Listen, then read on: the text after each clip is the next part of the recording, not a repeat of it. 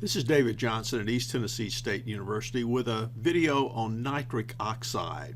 It was previously known as the endothelial relaxing factor, and to make it we need a compound called Tetrahydrobiopterin. Now this is not medical advice, this is educational only, so consult your physician before taking anything.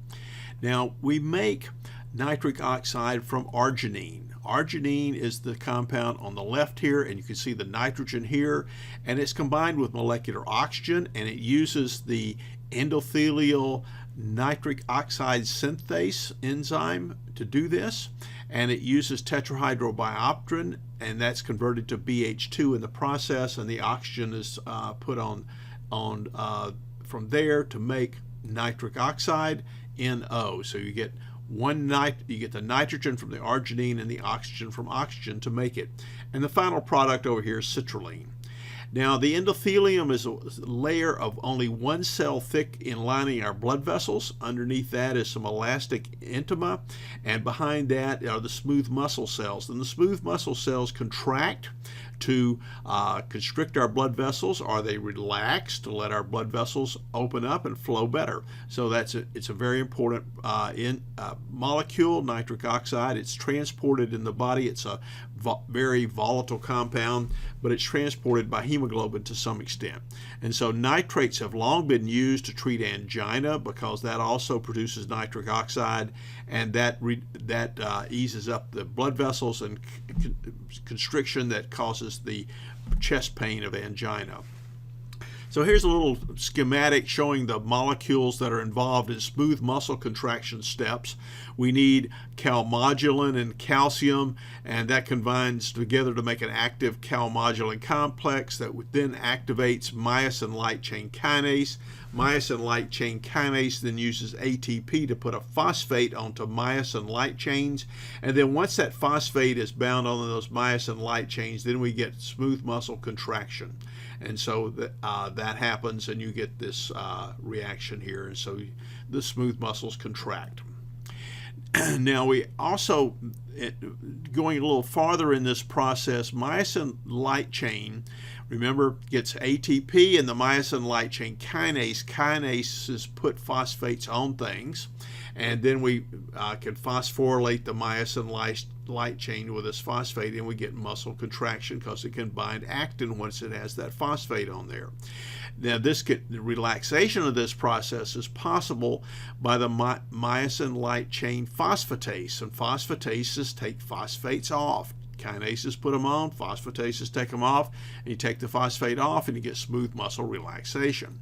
You can also do this by nitric oxide. Nitric oxide activates the production of cyclic GMP.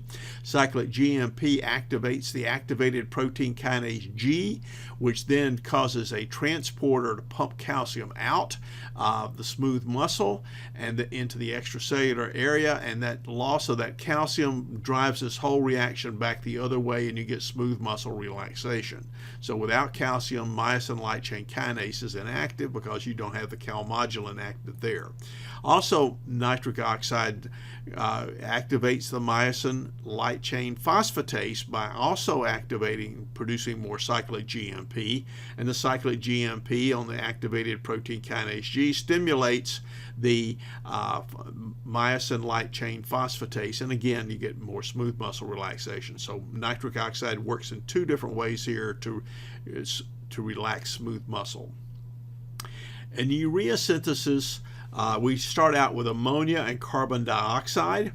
So then these two things are combined later with aspartic acid, and then we eventually make urea. So you get the nitrogen, one nitrogen and a carbon from the CO2, and another nitrogen from aspartate to make urea.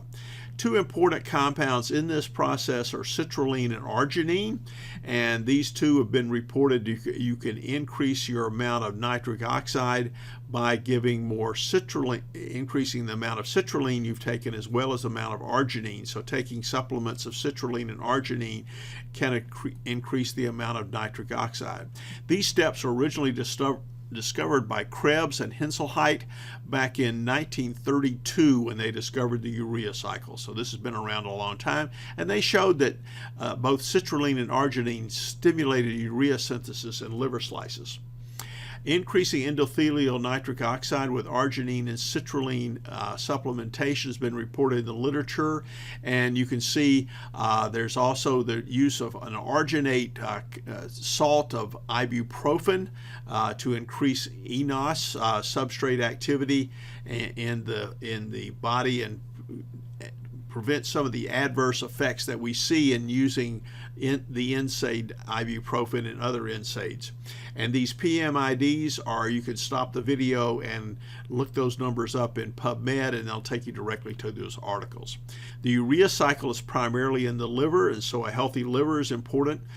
Arginine is normally rapidly converted to ornithine and urea. Citrulline is synthesized from glutamate, glutamine, and proline.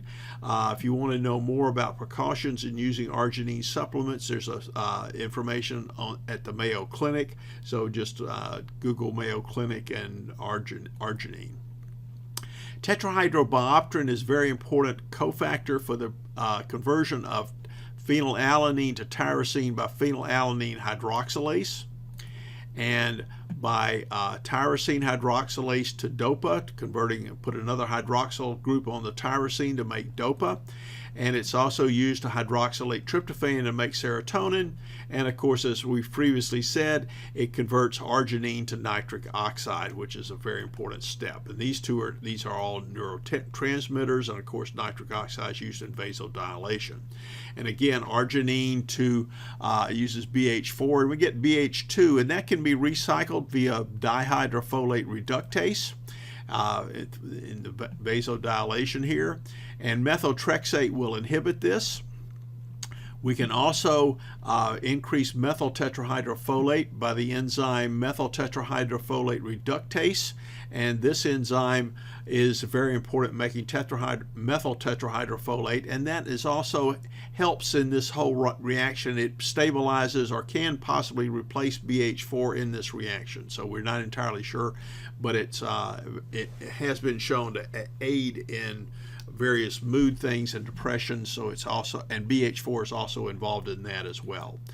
And because methyl-folate requires B12 to get homocysteine back into methionine, and the methionine is used to make SAM, which is a universal methyl donor, and methionine is a good thing. Homocysteine is a bad thing, and methionine synthetase requires vitamin B12 here as well. And riboflavin is also required by the methyl tetrahydrofolate reductase. And so methotrexate also inhibits this reaction. So, vitamin B2 riboflavin is used in this as well. So N4-mil tetrahydrofolate leucovorin is used sometimes to treat people that have been taking methotrexate, but if it has to reduce the side effects of methotrexate, and it is converted to methyl tetrahydrofolate. Tetrahydrobiopterin is required for endothelial nitric oxide synthase. NO relaxes smooth muscle around blood vessels and reduces blood pressure. Nitrates long been used to treat angina. Nitrous oxide is bad, but it is not the same as nitric oxide. Nitrous oxide is not the same as nitric oxide. Nitrous oxide is N2O. Nitric oxide is NO. Nitric oxide is good. Nitric oxide is laughing gas, and it's an anesthetic.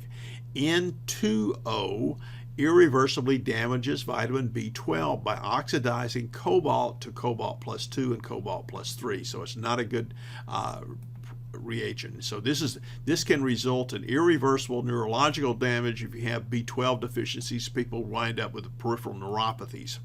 And so it's okay when used for a very short time and with people that have adequate B12 levels. But recently there have been reports that it's been used as a drug by young people, and they use canisters of N2O nitrous oxide called whippets to get a high.